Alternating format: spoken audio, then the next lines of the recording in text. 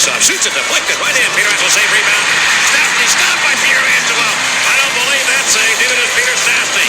He can't believe the save that Pietrangelo just made on him as Frankie sparkling on that maneuver there to stop and rob Peter Stastny. He get 5 to 10 for that. Hello and welcome to episode 91 of Tendy Talk, presented by the Hockey Podcast Network and the BLPA Podcast Networks. I'm your host Joe, better known as Wash Up Goalie on social media. This week I chat with Lara Hopewell of the October Saves. As we're at the halfway point of the 2023 October Saves Challenge, I wanted to talk to her to learn more about the initiative and the story behind it. So, without further ado, let's get to the conversation with Lara.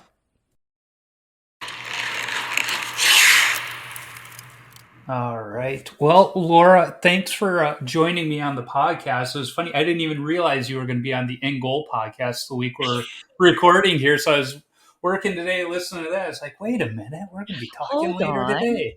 I'll talk to her later. Yeah. I'm doing the rounds. I was going to say, I've done a couple today too. I was going to say, it's probably a busy time for you to be talking to a bunch of folks, spreading the good word about October Saves. And we're obviously going to talk about that. But before we do, I got to ask, how did you get exposed or started with the game of hockey? I know you've got the two goalies in the family. Was that the start of it, or was there a passion for the game before then? No, so my husband and I had absolutely zero experience in ice hockey, like zero. So I'm from Maryland. My husband's from Virginia, but he's a football player. I mean, we had zero experience. But my oldest child, his best friend, that child's dad was from Boston. So that child was playing hockey. And so, of course, my son was like, well, I've got to go play the sport, that my best buddy is playing. And my husband and I were like, sure, okay, we know nothing about this. Yeah, so, didn't know what you were setting yourselves up for, right? Nothing. And we certainly did not know about goaltending. I'll tell you that much. We knew nothing. Yeah. So when the first one came home and it was like, hey, I want to be a goalie, you didn't think anything of it. You were just like, sure, go on. Why not? Was especially the first child. And honestly, the first child, we knew that he was going to be a goalie because he would record on his own since he was little. He would record NHL on the fly. And every morning we would find him in the family room just rewinding the parts with the goalies. And so we were like, okay, this child, like it's in the DNA, this child is a goalie. Yes. And then when the second child was like, okay, I'd like to put on the pads, my husband and I were like, oh no, like really, we're going to do this twice? Who's getting the second job for that one? You can't say yes to one and no to another. So we were like, sure, you're not going to like it. Like, we didn't think he was going to like it. And no, he definitely liked it. So 2 goalies. Yeah, it was funny. When I was playing, my dad would always say, why couldn't you have stuck with soccer? I would have bought you top of the line cleats every year, brand new. And it wouldn't have been a big deal. But no, you had to go play hockey, and on top of that you had to be a goalie. It's like, well, it's just, I don't know, it's something about it, and they love it. And the first time that our oldest put on the pads, like it was a set of gear that was owned by the team, so it was like old gear, but he was small, so it was fine. So they sent us into the locker room like, okay, get him dressed. And so we do nothing, and we get him dressed, like we think we've got him dressed, and we send him out. And then the coach like whispers in our ear, he's like, you've got the leg pads on the wrong legs. And we're like, be right back, and then we'll go put those back on. So we've come a long way. It's been over a decade now, but yeah. I remember when I first started, again, I was using association pads too, but this was in the early 90s, and they still had equipment from the late 70s for association equipment. So like when you see the old photos of brown leather pads, that's what I was wearing. And, my dad, he's putting them on, not knowing which leg they should go on. So they were on the wrong leg, but those pads, it didn't really matter because it's not like there was an outer roll, but it was like, right. They were so wonky anyway that whatever, you just get them on. Yeah. But I kind of appreciate that I got to, at least play 1 year with the old school equipment. My chest protector was a 2-piece chest protector. Oh, wow. I looked like a goalie from the 70s with the exception of my helmet. I had a player helmet that I was wearing, but it's helmet. Like, I have a lot more respect for those older goalies and what Yes. they had to Yes, go what they through. actually like, what they actually wore and were happy to be wearing, right. Yeah. I had one teammate ask me, what would you do if goalies didn't wear masks? And I just looked at him. It's like, I'd be a forward. Like, I may be a goalie, but I'm not stupid. Right, there's not a chance I would put one of my children out there, not in full gear from top to bottom. There's not a chance.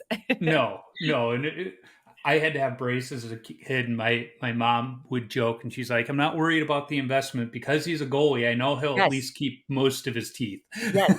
That's what our orthodontist said, like, "Okay, well, don't worry because you are protected, so you're gonna be Yes. fine. You're the only one that's not gonna lose his teeth." So I was like, Yeah. "Okay, there's positives to this. Like, I can do this."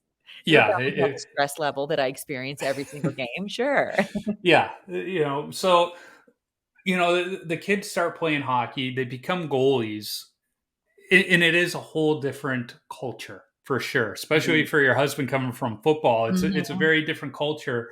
What has it been like the last 10 years, really, becoming a part of it and, uh, learning the game on top of it? Because it's not like the rules are easy to figure out at first either. No, and when we were just newbies, I mean, complete newbies when we came to this, but the hockey community is also a very, like they embrace you when and Yep. so the minute we sort of found ourselves in a rink and this is what we were doing, I mean, we were really, I would say we were all in from the beginning because it was just really fun and the game was so fast. And, after a little league baseball, sorry folks, but um ice hockey was pretty awesome and you kind of can't go back after that point. Like you can't go back to some of those other like little league sports after you've had your child playing hockey. So I don't know, we just fell in love with it too. And we learned quickly. And my husband's kind of an all-around sports guy, thank goodness. And he embraced, all of the different things he needed to learn. And then I sort of took on the role like my job is the one to keep everybody sane. Like I'm the one that's like I should have a psychology degree at this point from, bringing the children off the ice and making sure everyone's okay and mentally Yep. either, you're the hero or the zero. So we had to make sure everybody's okay. But we've been doing it for a long time at this point with two goalies, and it's all we know. I mean, we don't have a forward, we don't have a defenseman like that. We have goalies. So I don't know Yeah. what's genetics, but something. Well, you mentioned, it's compared to Little League Baseball. My son's a baseball player, and I enjoy the game watching him play for different reasons. But my grandpa was a Dutch immigrant. Didn't really understand the game of hockey, but he loved coming to my games because he said, when he would go to games, he's like, only two people are playing at a time. He goes, at least when I come to your games, everybody's involved. And he's like, the only reason somebody's sitting down is because they're tired. Right. Right. But And only for a short period he of didn't time. Right. understand. Right. Yeah. But he even said, I really don't understand what's going on, but it's still fun to watch. Well, we joke that my mother-in-law, who has become the best hockey grandma, like she is so into it, but we still joke to this day that every time there's a delayed penalty and the goalie starts like racing off the ice, still to this day, like more than 10 years in, she's like, where is he going? Why, like, where's the goalie going? Why is, and we're like, oh my gosh, we've explained this so many times. Yeah. But she still loves it. I mean, she's never going to understand all of it, but she loves it and she's into it. So it's Yeah.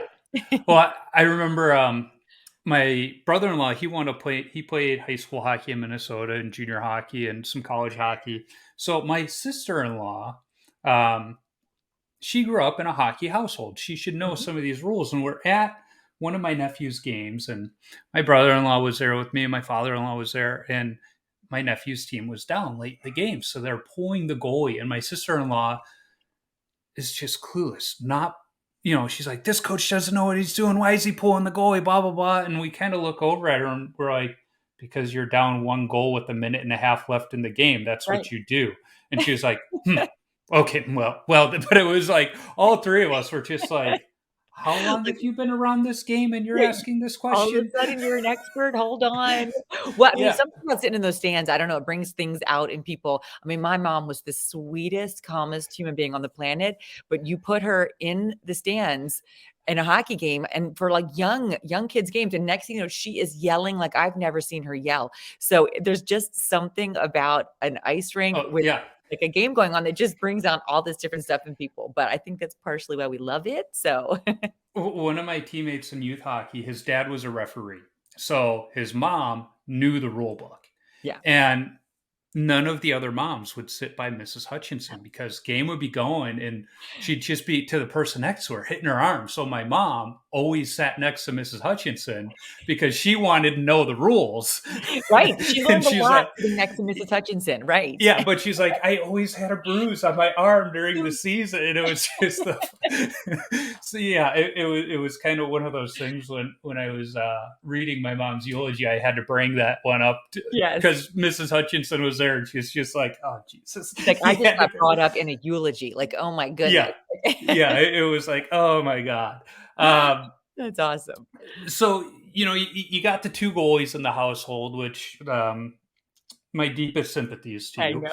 because I've heard that many times. as you said, the first one you knew he was born that way, and goalies are born. There was a great cartoon back when I was playing youth hockey, and it was basically that goalies are hatched, not born, and we're that way from birth. Yes.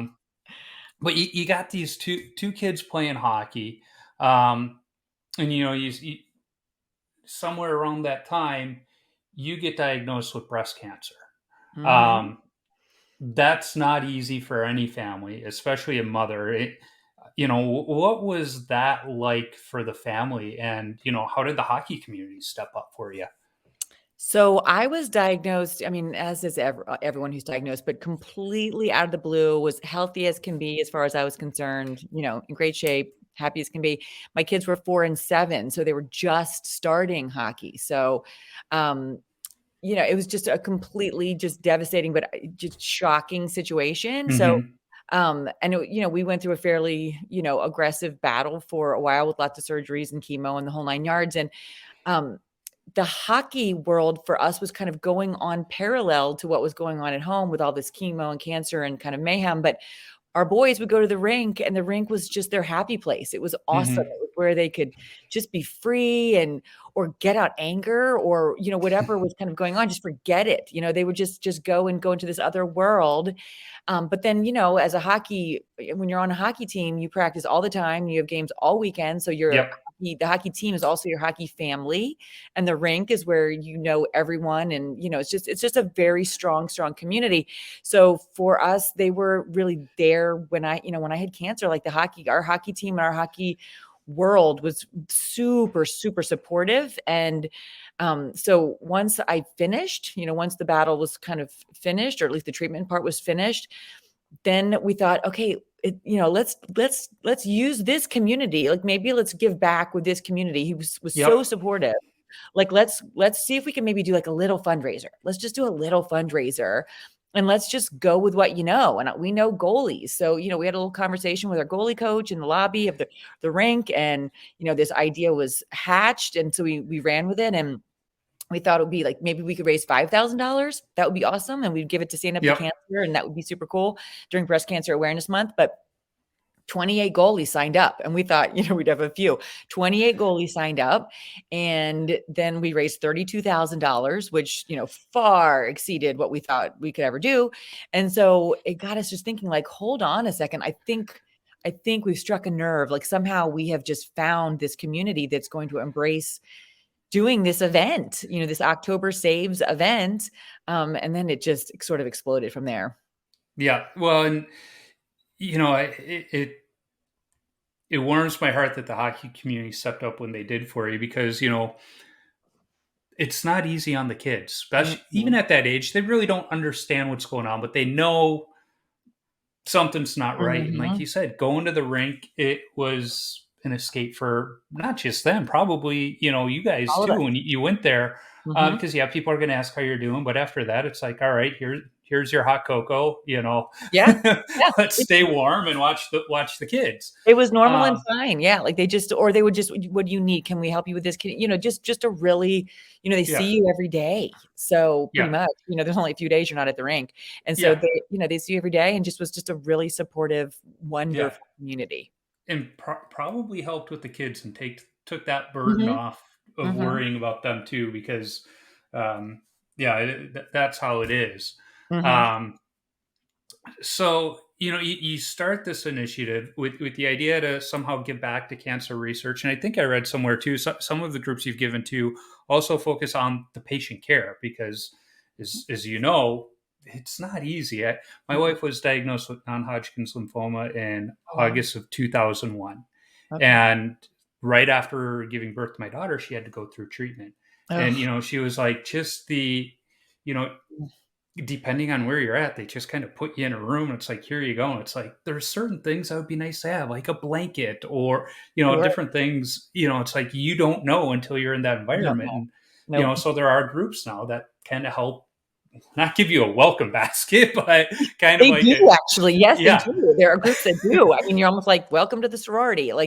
yeah. But it's, it's all the nice things. One of the groups that we donate to and we have from the beginning and we're really proud of is a beneficiary. They're called Life with Cancer.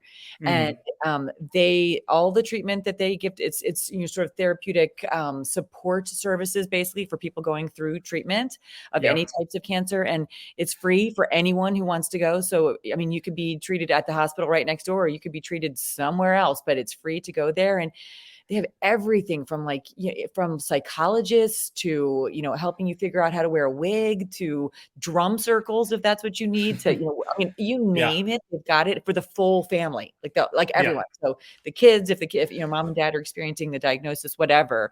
But we're very proud to support them. And the things that they do are just so important. Yeah. I love that group focuses on the whole family Mhm. because the cancer patient can't get well if their caretakers aren't well. Right. And I know when my wife was going through treatment, I had to have somebody I could talk to. And at the Mhm. different times, there were different people I could.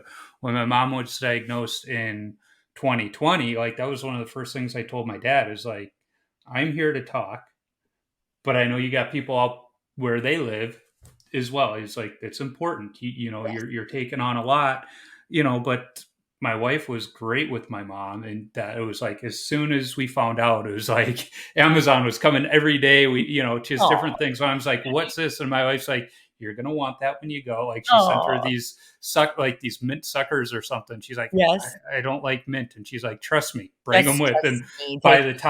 by the time mom was done with chemo, she's like, "I love mint suckers. Yes. Like they Yes. sit on my What stomach." it's all Uh, that little secret, secret stuff that people know that have been through the experience. Because even your yeah, doctor hasn't been through, most likely, right. been through the same experience. So, early on, I was a survivor offering support, like mentor and SOS, because basically they assign you someone who's going through what you just finished because that's so important. They learn just as much from you as they learn from their doctor because there's just tricks, things to wear to chemo, things that you can eat, things Yep. that might be happening that you don't know why they're happening. So it's, Yeah. there's the support system is very, very critical. Yeah. Well, you talk about the things to wear. I knew compression socks were a good thing. And there's a guy I played high school hockey with that makes these socks, toe drag apparel, that look like hockey socks with skates on them. And That's awesome. he had pink ones out for a while for breast cancer awareness. And Mhm. so, I've got several of the pairs. I got the Blackhawks pair, the USA hockey. But when mom was diagnosed, it's like, well, I want to get her a pair of these, so she can wear them on chemo day. Yeah. But they weren't on his website. So I sent him an email and he's like, "What's your mom's address?" And they sent it to him. He said, "What do I owe you?" He goes, "Don't worry about it." So he sends her two of these pair and she Oh, loved them because they went almost all the way up to the knee yes. and they were a good compression. And she's like, Yes. they were the socks I wore every week. And of Every course, as time. she's wearing them, she's looking down at her feet, like thinking of me. But it was like, That's so okay, sweet. Like, that's such a yeah, sweet thing. Yeah. yeah, You helped her spirits along with her physical, yep, condition as well by sending her that, and she thinks of you, and that's also good medicine. yeah, yeah. So now that she's gone, I wear those socks every time I skate, Oh, that's awesome. to think of her. But the other that we had, I think it was one of the photo services, had a blanket made with all the grandkids' Mhm. pictures, and it was like it was just those little things So that remind you that's those such days. a sweet thing. I mean, that's awesome. Yeah, but as there's those days where it's just like you don't have much fight in you, and then you see those things. It's like, okay, I don't have much fight, but I got a reason, so I'm going to keep Right. going. I'm just gonna keep going, and I'm gonna get through this, and it's just a speed bump or whatever, you get through that. I mean, it's a long battle. Whoever is going through cancer, it's a long process. It's not gonna be Yeah, easy no matter what. So, and it's yeah. all lifelong. So, The, the worst part was she was going through her treatment during COVID, so no, she had to hard. go into the room all by herself Yes, and everything else. And hard. my dad wasn't just going to drop her off and go home, even though it was like 20 minutes from the house. So Oh. he would show up, he'd drop her off, and then he'd go into the parking lot, pull out his lawn chair and his book, and he would sit there and read. He would Well, tailgate by himself out there. Oh. well, no, he didn't tailgate by himself because when they live on a coastal island in North Carolina. So when the friends on the island found out, all of those that weren't working, they would come and Oh. tailgate with dad. Oh, that is so nice. That is so sweet. And it was like, That's and they lovely. tailgated as if it was a football game, but they Oh, were they were there. I love that though. That's so like Yeah. see, there's his support system. There's his, Yeah. like what a wonderful group of Well, people. yeah, it was his system, but mom could also look out the window and see Oh, all of them and wave to yeah. them, so it was kind of like, Oh, nobody could be in there with her, but it was just that reminder that even though she was physically alone, she wasn't alone. she wasn't. Uh, Right, she was, but that's a beautiful story. That's such yeah, a fantastic thing and just great friends, like what dear friends will do for you in like your moment of need. That's so fantastic. yeah. So let's get back to the October saves. Like you said, you started about 9 years ago. Mhm. Each year it gets bigger and bigger. I think it was like 3 or 4 years ago I found out about it. And I always sign up, but nobody ever. I didn't really push it much because I'm like, I'm just a beer league goalie. We love the beer league Right. goalies. It's But great. it's like, who's going to donate money to a beer league goalie to stop pucks? But then on Mother's Day of this year, we did lose mom. And I've had Mother's Justin Day. Goldman on the podcast Yeah. and to talk about that because, he had lost his That's mom his too. mom, So it yeah. was kind of a therapeutic I bet. episode for me. But so this year, I just kind of had a reason to push Mhm. it. So I have been, and I've Thank been you. able to raise a little bit of money so far, hopefully more before the Well, we month's love that. over. We appreciate that so Yeah.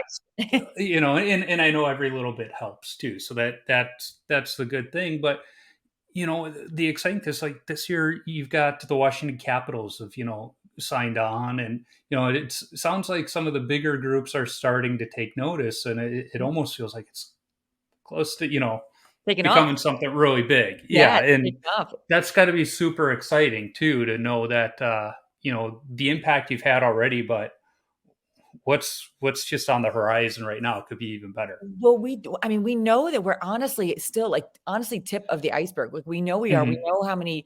I mean, if we're just looking at the number of youth goalies that are, USA Hockey registered youth goalies, we know, Mhm. roughly how many that is, and we're the tip of the iceberg. So the growth potential is fantastic, but the growth that has happened already with a pandemic smack in the middle has been pretty striking, and that's the thing that's that we love. It's been so organic. Like, the first year was the Ashburn Extreme in Virginia. So, we just did it and we put up a big, pink brick wall, like banner up on the wall. And so other clubs would come in for a tournament, Columbus Day tournament, and they'd see this and be like, what's that? And I want to do that. Mhm. So, word started spreading. And then the second year we challenged the Howard Huskies in Maryland, one of our rival teams. Like we challenged them to let's compete with this, like fundraising, right? And so they jumped in, they were awesome, and we raised a ton of money, like even more money that year. And then we had a fantastic commissioner of the CBHL, and she was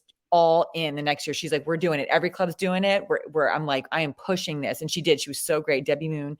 We're so grateful to her. And so, we've had all these sort of little angels along the way that have Yep. jumped in and like latched onto it and loved the idea and helped us grow. And, Justin Goldman of the Goalie Guild was critical. I mean, the minute he jumped on, that sort of like dropped all barriers, especially between, the US and Canada, and Yep. brought so many new people in and exposed us to all kinds of new organizations. And then, we've almost just like sort of watched ourselves grow like up the East Coast, like towards the Midwest. Like we just watched different groups pop in. And now we have had goalies in like 46 of 50 states and 9 of 10 provinces. So that's pretty cool. Yeah. And, Darcy Kemper and Charlie Lindgren of the Washington Capitals, they are signed up and counting saves. So, Yeah. I mean, that's pretty crazy. It's easier for them to count saves because they have people that know how to do it, doing Yes. it for them. It's not like us Yes. beer leaguers who have to either keep track in our head during a game or, the Right. squirt goalie. But having them is so huge because now other goalies in the NHL are going to take note, Yeah. as well as the AHL and Right. the minor league. So hopefully these other leagues and teams within the NHL catch on, and it just becomes, that they have the Hockey Fights Cancer, I think during November, because, why isn't this just the big push in October? Right. Each team could almost have a battle against, their rival, who Right. can raise more for their We goalies. love that. The interesting thing is, so we finish, we finish counting saves October 31st, and then we have like this little period of time where we collect money, and then we announce the winners November 11th. So the cool thing is that that's right in the middle of Hockey Fights Cancer Month, and so there's a couple different clubs that have our kids come and like sort of participate in their Hockey Fights Cancer Night, which is great. So New Jersey Devils are fantastic. They have invited our kids down and had done big check ceremonies and good stuff. And the Washington Capitals are, of course, excellent to work with. And so we're getting some traction there. And what we've started doing, we've had this program where we do, if a state raises over $50,000, so like the goalies of New Jersey right now raised over $50,000. So we're going to do $5,000 towards a local charity within that state. And if that's awesome. Over 100,000, then we'll do 10,000, and so on. But the cool thing is we've managed to sort of match that up with some of the Hockey Fights Cancer Nights, because that's a great opportunity to bring the kids to give a big check to this also great cancer beneficiary. Yeah. And so we've done that, and that's becoming a really interesting relationship that we're starting to form with more and more NHL teams. And it's just great because we get to bring all the parties together in one place for one event and get the word out and help a great beneficiary. Yeah.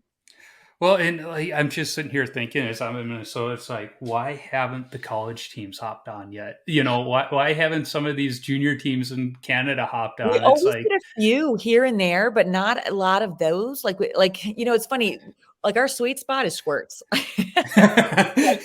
Squirts are in. Like they love it. Their moms are all about it. Like they're all about it. But then we always do get a few college goalies that for some, there's like a reason, there's a grandmom or there's somebody that they're fighting for. And so we always get a few here and there, and we get some, junior teams here and there that sort of participate. So it's just an organic growth. As we keep going, we're going to get more and more of them. And we love when the big boys join, because the younger kids love to participate with like their idol or like the big guys, they love it. So it's definitely a cool thing to feel like you're, doing this together with your idol. So like Jeremy Swayman's done some messages for us, and he does like the best, most like enthusiastic, encouraging messages. And we love it because everyone's like, okay, whatever Jeremy Swayman says, we're doing it too. Like, it's just, his messages are so good. Well, that's what I love about the goalie community is, you talk about hockey being tight knit, but then you throw the goalies in there. And because we are kind of on this island by ourselves, there's only usually one other person on the team that can sympathize with us. Yes. We band together. Even the goalies in high school that played for my arch rival, I still knew them outside of the rink. It was like we still banded together because we were the goalies, even if we didn't like each other's teams. So it's like, they're coming together. Actually, it's one of the other big like tenets of why we did this. So yes, we're fighting cancer and that's our purpose and that's what we're doing. But we also wanted to, shine a light on the goaltenders. Like, you're kind of this island back there. Again, like you said, you have a partner maybe, but otherwise you're under a lot of pressure. And we recognize that a lot of people don't even realize how strong of athletes these kids are. These kids, adults, whoever, like, they're strong athletes back there and they're working hard in a very different way. And it's very mental and physical and all of this stuff. So we wanted to shine a light on them. And so the month of October, we find that, when they participate in October saves, people are paying attention to them. Like, people are counting their saves. And we kind of joke, we had this one team that every time there was a save during October saves, all the parents in the stands would yell, "That's a save!" So it's like every save was magnified. Yeah. But you really start paying attention. Like, my goalie's working his buns off back there. Like, now we realize that kid just made 35 saves, 25 saves, whatever.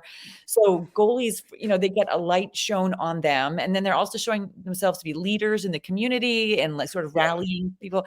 And we had this beautiful story that happened, several years ago, but we had some goalies, they're all participating, and on social media, they were sharing stories. And one of the Ashburn Extreme goalies, the family saw a story of another goalie, a Massachusetts goalie who had just lost his aunt. And it was very emotional and, very upsetting. He was very close to his aunt. And so they recognized each other and realized that Ashburn Extreme goalie realized that they were going to be playing each other in this Columbus Day tournament. And so they played each other and the game was over. And then the Ashburn team skated over and gave a gift to that goalie. Oh, geez. And I mean, there wasn't a dry eye. Like, I mean, it was like, whoa, I mean, it was so emotional. But for that Massachusetts goalie to be supported by the rival, like the kid on the other side of the ice, and like have that moment, it was just really a beautiful moment that happened, because of organically because of October saves, and they saw each other and realized that there was another reason why they were actually together on something. Yeah. So it was pretty beautiful.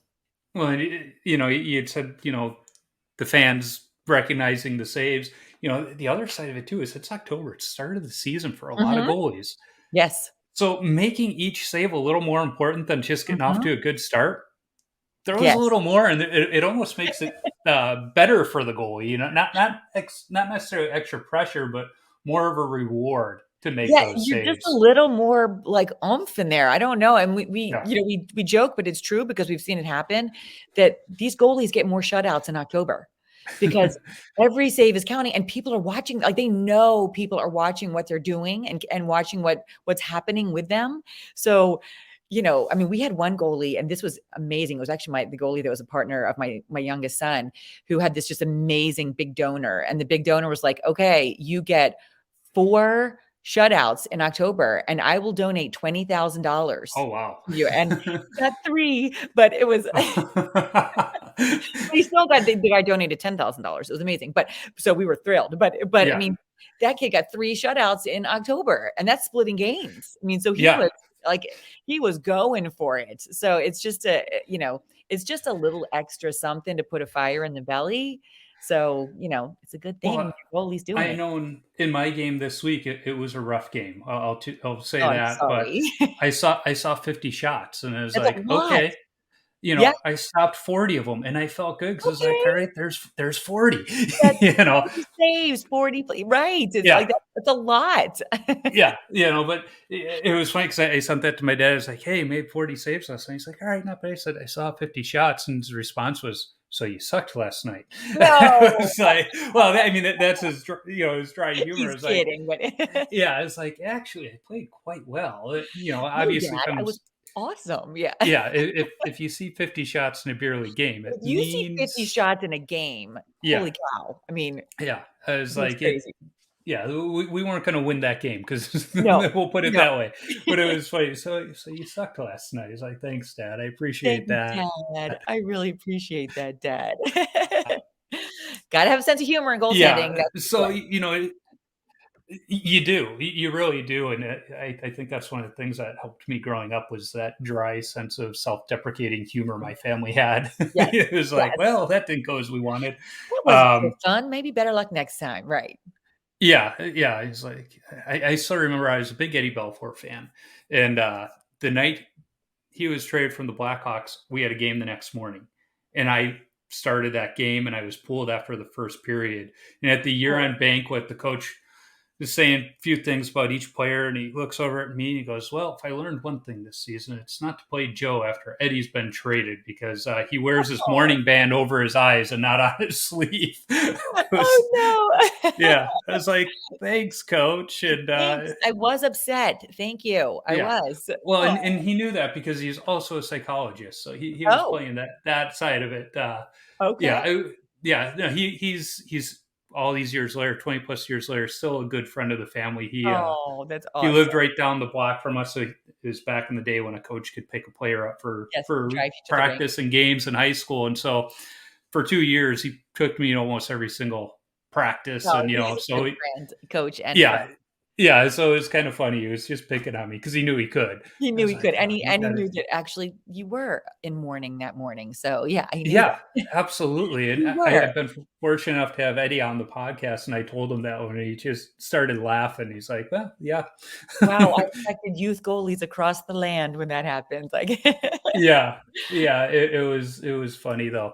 So you had mentioned the ability if a state or a goalie or an organization can raise enough money that they can get some of that money to come back to their state, their community. And as you were saying on the In Goal podcast, it's not just coming back to their state, but they get to help pick which, organization it goes to. And I think that's really cool because growing up when we did, Susan, all we knew of was Susan G. Coleman. As we've come to learn, so much of money was raised through that group, but so much of that money didn't go back to actual cancer research. So I like that it's not just a, well, this is where it's going. The goalie or, the group kind of gets a say in where it's going to go and have that impact that is important to them. But you also mentioned, each group will be vetted, so that it's actually being used and not just going towards administrative fees. Yeah, so we take that very, very seriously. So we are an all volunteer organization. October Saves, we're all volunteer. And so it's a huge goal for us to give away as much of the money to the beneficiaries as we can. So we run at like a 7% operating cost. That is so low for a charity. Usually like 25% and you're doing great. So we're 7%. So, the fact that we're able to leverage technology, which is free for everyone to use, and we don't have like sort of event costs like banquet halls, things like that. So that, and we're again all volunteer, so that way we can give we give the money to the research facilities, to the cancer research folks, the doctors, those people. But it's really important for us to vet where we give that money, and so we visit. We do regular meetings with them. We sort of scrub through all of the documents and find out who are the best people. That means a lot. We visit the drug research labs. We visit, pandemic obviously put a little bit of a damper on that, but now we do Zoom calls with the particular researchers. I mean, that is very important to us. Like there's not a dollar to be wasted in cancer fighting as far as we're concerned. Right. So we make sure that money is going to a really, really effective place that's going to take that money and do something great with it. So yeah. And then we also like to have, we like to hear from people, like what inspires you, if there is a place that means something to you, we've given in Pennsylvania last year, we were able to, the $5,000 donation went to an awesome facility that actually had helped one of our goalies. Like he had leukemia.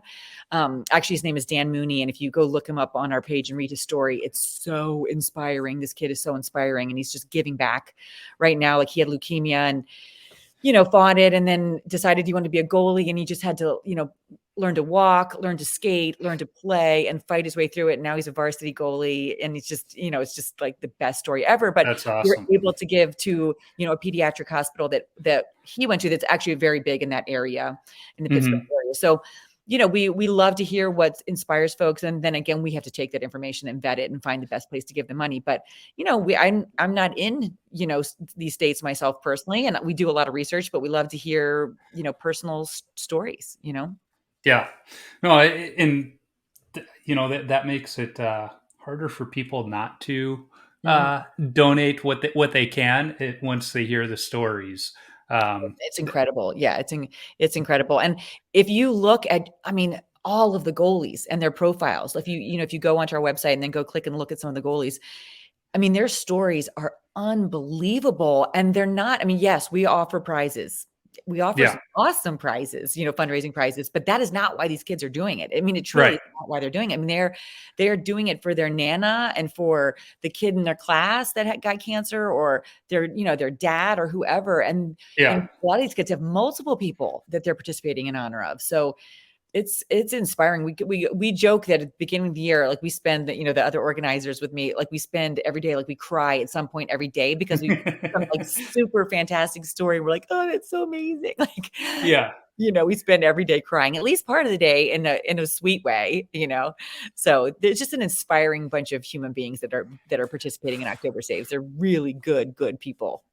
Yeah. And, you mentioned the prizes and, for the goalies, that's not the motivating factor, And in fact, I've looked at some of them. I was like, well, if I were to win that, I got decent equipment. I don't need pads. If I were to it'd be like, who could I pay it forward to? But I got to imagine, some of the prizes are coming from companies that are seeing this and they're like, how can we help? I know In Goal, obviously one of the, how can we help? So it's like, you talk about that 7%, going to operating costs.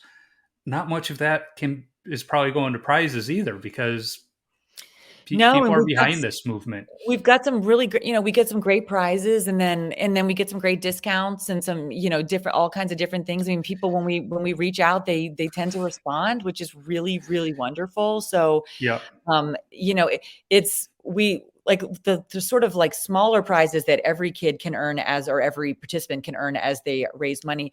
Those are things just sort of like badges of honor. Like, okay, awesome. Like I got a baseball, I hit this, or, everybody really fights for this pink jersey, which if you hit the $2,000 level, because that's a fun thing to wear. And that's a special thing to say. You have raised $2,000 yourself to fight cancer. You wear that on the ice. You wear it next year during, Breast Cancer Awareness Month, whatever. Like, we want you to feel proud when you wear that. But we get some great folks joining in. In Goal Magazine has been so fantastic. I mean, they're sponsoring our Top 10 Tuesday, which is always like a favorite day where people love to see the top 10. So they're doing some super cool prizes that signed Carey Price jersey and Connor Hellebuck stick from his Vezina Trophy winning season, and so just really awesome things. And then they're doing 50% of each subscription that they get during the month of October is going to October Save. So they're fundraising too, which is like fantastic. Yeah, those guys are great. I've had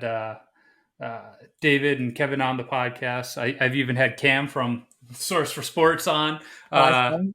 Darren's the only one I haven't been able to pin down yet, but they're just, we talk about the goalie community, and they're almost, I would call them the deans of the goalie community. Yeah. Because there's no goalie too big or too small that they're not going to take time and help out however they can.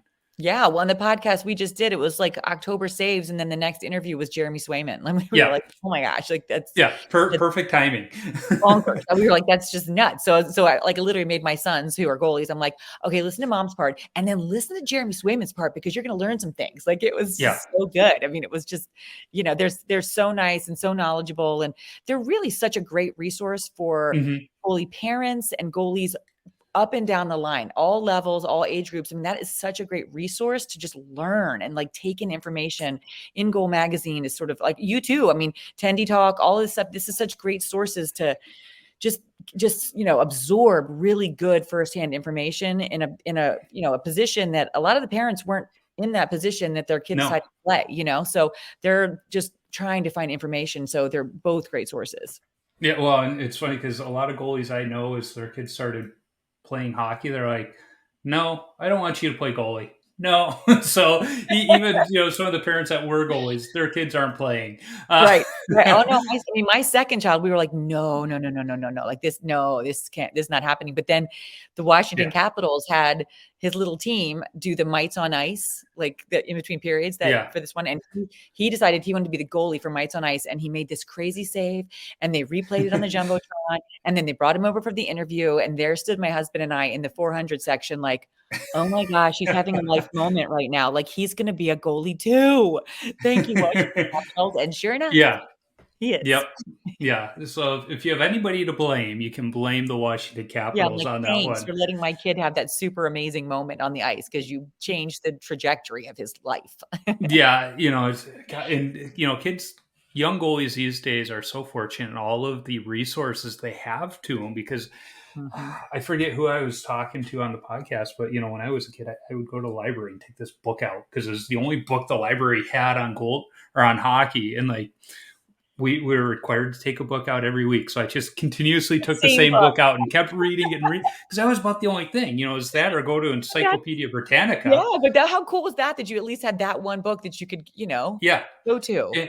And now, kids have In Goal, they've got Google, they've got YouTube. They've got things like Sense Arena. There's so many cool. Oh yeah. Sense Arena is awesome. Yes.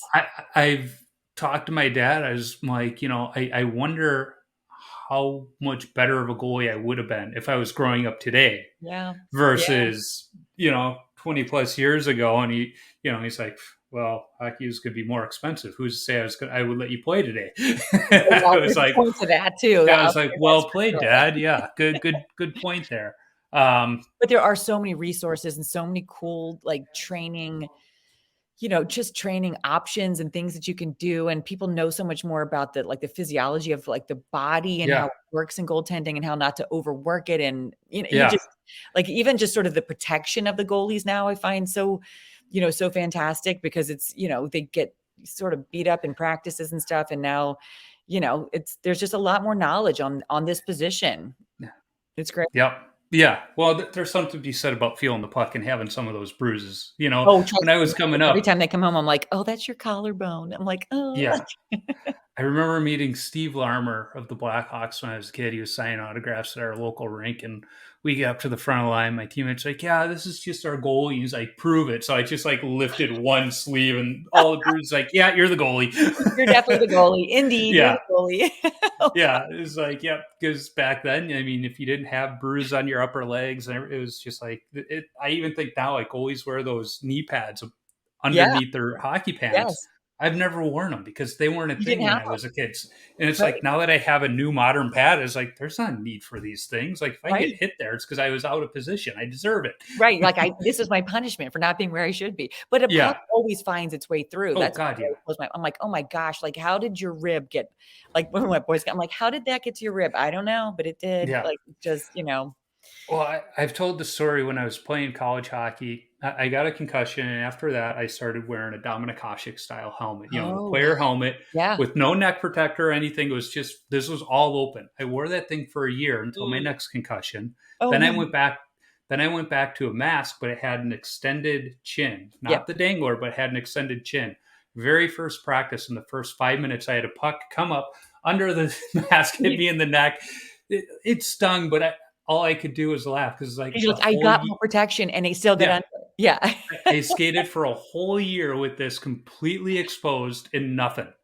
And the minute you have something, it gets under there. Yeah. I was like, that's just how the position works for you.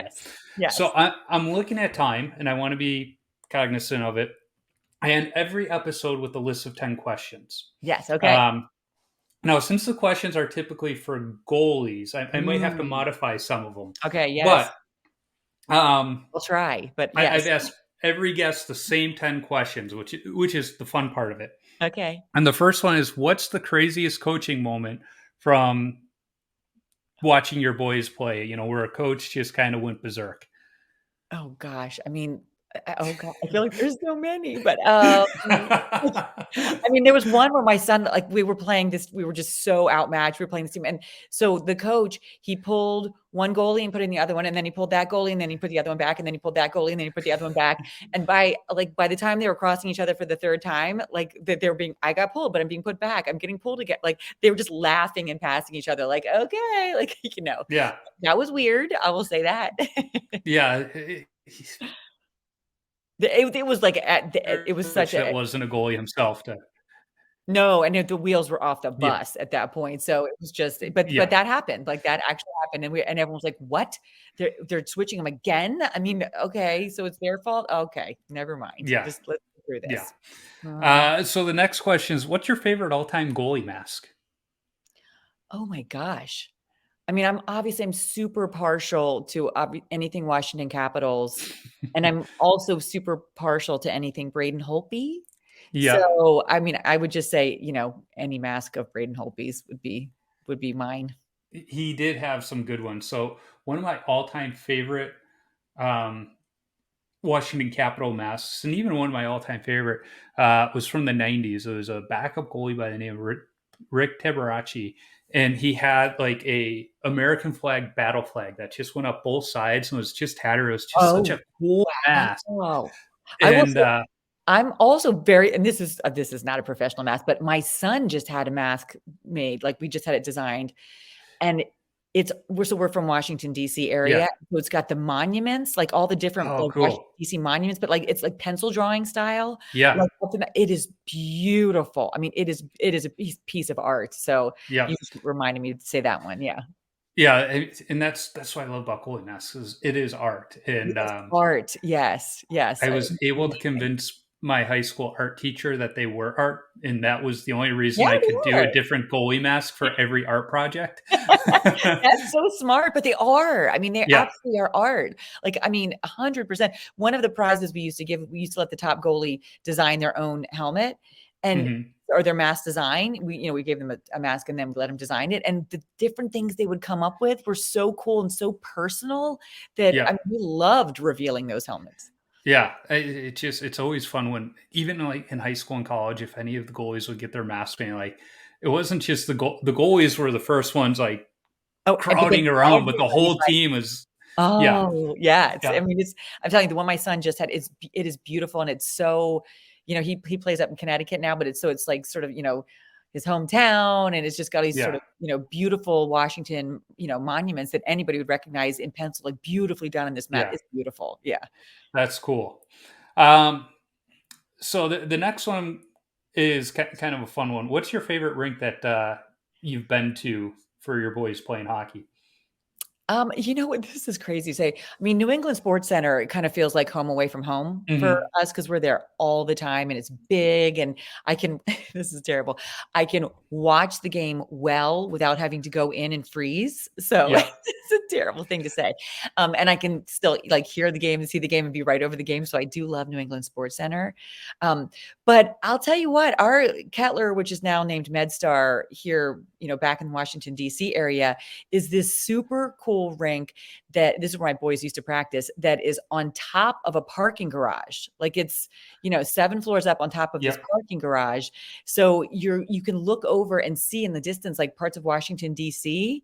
And Oh, so and that's it's cool. all glass at the front and they're beautiful, like beautiful rinks. Like they're also really beautiful. So that's the Washington Capitals. That's also their practice rink for the Washington Okay. Capitals. So that rink is, I mean, just a really cool, very different. I have never been to a rink like on top of a, in the middle of like a city on top of a parking deck. So that was Yeah. cool too. Yeah, I know the Wild's new practice rink in downtown St. Paul. It's not on top of a parking garage. It was the old Marshall Fields building Oh, that had been sitting vacant for so long, and they uh-huh. redeveloped it. But the top floors are now the ice rink. Isn't that Um, cool? yeah, and I haven't been there yet. I've been wanting to get there. It's been open for a few years, but all the pictures is super cool. Like the Wild's locker room is a floor below the rink, so they have to take an elevator to get up to the Isn't that rink. Is so kind of like an cool. elevator to the rink? Like that's so like just Yeah. that's just a wild concept. Well, the other thing is that attached to, MedStar Ice Rink is this new mall that's got like the most gourmet everything. So for like everyone loves it. You can go out like beforehand and you can happy hour before your kid's 6 p.m., Saturday game. Like the whole Yeah. team, everybody goes in happy hours at some really cool places, and then you come over and watch the game, and it's all the more fun. So Yeah. Well, the rink I grew up playing at actually had a restaurant bar overlooking the ice. yes, So you'd come yes, out for a game and it looks like nobody's parents showed up. It's all because they're on they're the all other there. side of the glass having a drink. Um, Sure. yeah. So the next question I'm going to skip over because it's talking about, equipment. Oh yeah. But the other one is, what's your favorite hockey memory? My favorite hockey memory. I always play. Um, so this one, my boys played 1 year for our high school team. People, you wouldn't believe it, but actually high school hockey in Virginia is huge. Like it Hmm. is huge. Pack the rink. I've never seen so many people in a rink. And so my sons, the one time my one son was a freshman and the other one was a senior. And so they were the two goalies on the high school varsity team. And we made it all the way to the state's, championship game, which, nobody really expected us to do. And everybody expected us to get killed. But we ended up killing the other team. And again, I've never been in a rink so packed in my entire life. Yeah. And my husband and I were in the box, like doing score sheet and doing music. So like my husband and I are in the box. We're so stressed. Both of our boys are on the other side of the ice playing. Like our one son's like, pumping up the one that's in the net. Like it was just an awesome experience, and we won. And it was like we won states, and it was just a huge moment. And like, That's awesome. it was, I think for our entire family, that was just a big one. Yeah. Yeah. Yeah. That would be one of those fun core memories. It was huge. So this is always a fun one, and since you've been able to sit with the parents during games, you probably heard a few good ones.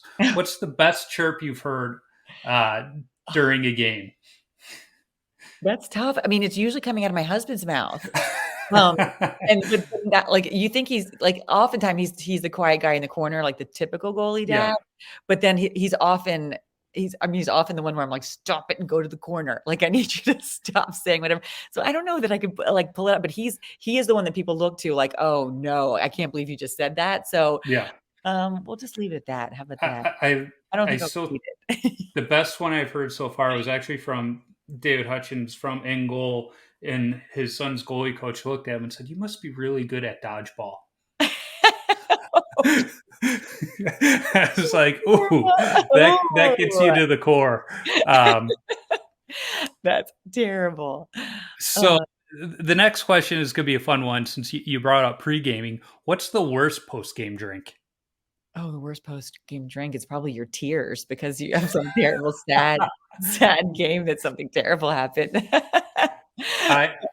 I think that might even be the best response so far, just your tears from a The tears, loss. the tears from a child. I don't know. Like, it's terrible. Yeah. Typically it's warm beer, but that one's better. Yeah, I was gonna say this from a goalie mom. Yeah. So again, the next two are very like equipment related. So the last question is, what advice do you have for young goaltenders?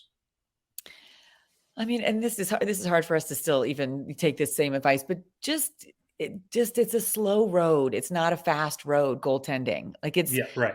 slow and steady, and don't, I feel like everyone's trying now to like race forward and get to these high points, and you forget to just enjoy the game and love the game, which that's such a simple concept, but it's not. And once you kind of get in the rat race of trying to get to the next level, I think people are stopping sort of enjoying the moment and the game and the team and sort of the community Right. itself. So just slow and steady. It really is a slow and steady position in terms of trying to make it to the next level. And don't push it too fast. Like, I mean, okay, if you're on a U15, U16 team and it's not the best team, but you're getting a lot of shots. So just stay there and do that and take that experience, and don't try to like jump it and try to get onto the U18 team. Like, you see those sorts of things happen all the time. And, in every team and every experience for a goalie, you can learn something Yeah.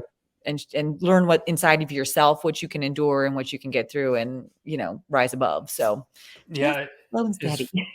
Funny, when I talked to Brian DeCord of Boston University, he kind of said the same thing: is trust the process and don't try to rush it. Yeah. I think I There's a probably learned that reason. from him too, because my kids go to his camps every summer. So, but Yeah. he's got wise words. Yeah. He's awesome. And I love his Stop It Goaltending app, because that has helped me gain more confidence in my beer league play, because it's like, oh, we just got shelled again last night, but I probably should have let in those 5 goals. Yeah. Right. Right. Yeah. Well, I mean, some of them are going to go in, and that app is really fantastic. Honestly, like, it's such a good tool, and it also sort of takes the emotion out of it. So if you can, even as a parent, like, we're never going to tell our kid, like, it's not our job to tell them, Right. give them advice, but if you can sit together and look at, what you've done on the app during the game, that's very, very helpful. Yeah. So I love it. And, like you said, it's helped my confidence. good. I'm glad. I'm sure he'd be happy to hear that too. Thank you for joining me on the podcast, spreading the great word of October Saves. I'm going to have all the links to the website and the social and all of that in the show notes. But thank you, and let's hope it's another record year for donations, and we'll see what we can do to make it even better next year. Well, thank you, and thank you for signing up and participating and counting your saves. We appreciate it. Absolutely. Happy to. Thank you. Thank you.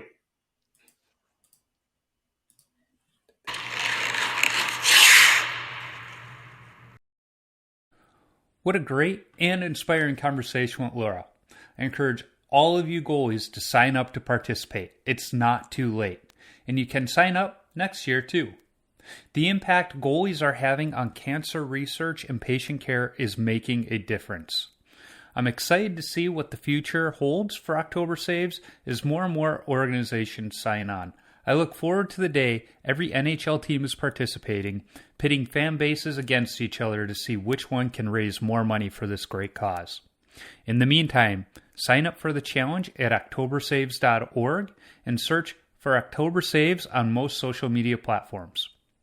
As noted in the conversation with Laura, I have signed up for the October Saves Challenge this year to stop pucks and raise money in my mom's memory. You can click the link in any of my social media profiles to get to my challenge page and donate if you're able to. You can find me on Instagram, Twitter, Facebook, and YouTube simply by searching for Washed Up Goalie, and I'll pop up. Visit washedupgoalie.com for some great hockey-related content, my beer league hockey video highlights, and of course, all podcast episodes. If you want some Washed Up Goalie or Tendy Talk apparel, be sure to visit my Threadless shop by clicking the merchandise link on the website. If you like this podcast, go listen to the BLPA Big Show. It's the OG BLPA Podcast Network show where a couple of beer league players talk beer league hockey, draft experience shenanigans, and exploits from around the game. Be sure to check out the full lineup of hockey-related podcasts on the Hockey Podcast Network as well. There are too many to list here, but shows like the Starcastic Remarks podcast, the Two Girls, One Stanley Cup podcast, and the Red Wings Rant podcast can all be found. If you're looking for something good to read, get yourself a subscription to Vintage Tendy magazine. Published quarterly, the magazine takes a deep dive into an 80s or 90s era goalie. In the first 5 issues, they've covered Felix Potvin, Grant Fuhr, Tim Shovelday, Jocelyn Thibault, Ken Reggett, John Van Beesbrook, and episode 20 guest, mask painter and designer Don Strauss. I need to thank the band Zambonis for allowing me to use their music on all my episodes. You can download their music on iTunes or listen wherever you stream music from. I'm always working on lining up other goalies to talk to, and it's becoming harder and harder. If you are a goalie or have connections to a goalie who I should talk to, shoot me an email at washupgoalie39@gmail.com or send me a DM on social media. Let's not forget, if you're a brand that wants to sponsor the show, be sure to reach out to me. I'd be happy to talk. And finally, if you like what you hear, be sure to subscribe, rate, and comment on the podcast platform you're listening on. It's a quick action on your part that helps others find Tendy Talk. So, until next time, keep your stick on the ice and your body square to the puck.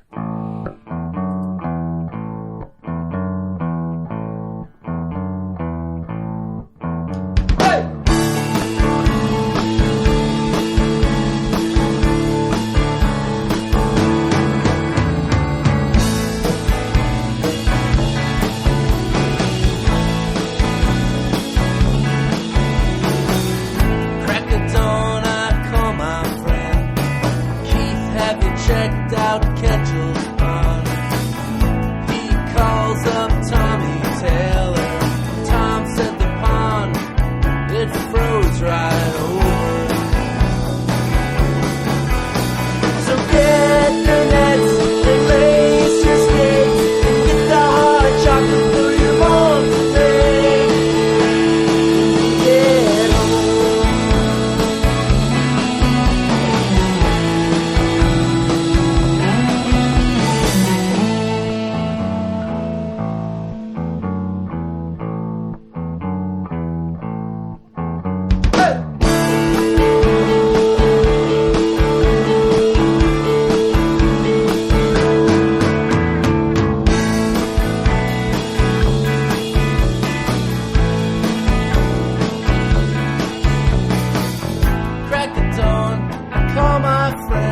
Tarkin.